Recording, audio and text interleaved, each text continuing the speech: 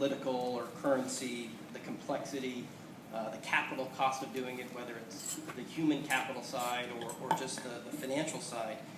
You know, how have you thought about global relative to just being a local sharpshooter in the markets here in the U.S.?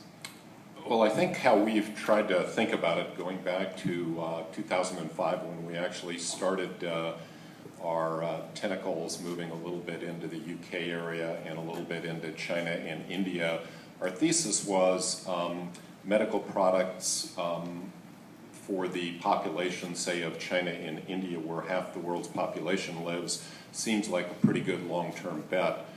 We weren't, I spent a good part of 10 years in Asia, so I know it pretty well. I wasn't,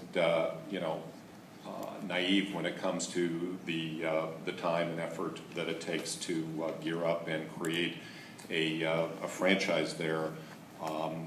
Our total capital spend today, less than 10% goes to overseas development or investment, and we've tried to manage that down over time. We find that here in the U.S., particularly in our major markets, we have more orders than we can fill, and certainly full on capital allocation. So we're not looking to be super aggressive, but I think on the long term, I'm still very, very bullish. We originally thought about tying up in both India and China, and over time it became clear to us that we ought to have our own team over there. So we've done that in China in a very small way. We have a guy that leads it who has a tremendous amount of experience, born in China and done development all over the world.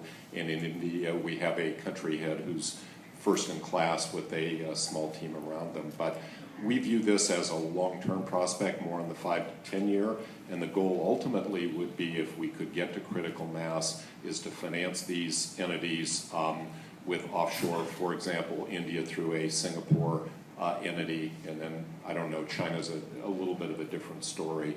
I'm not sure we'll ever scale in China, but that's how we thought about it. And Canada's pretty easy because we manage Canada out of Seattle and Vancouver and out of Boston in the Montreal area. We own assets and have done a little bit of development, so it's not a super difficult area to reach into. But, you know, small market, 10% of the size of the U.S. Big opportunity.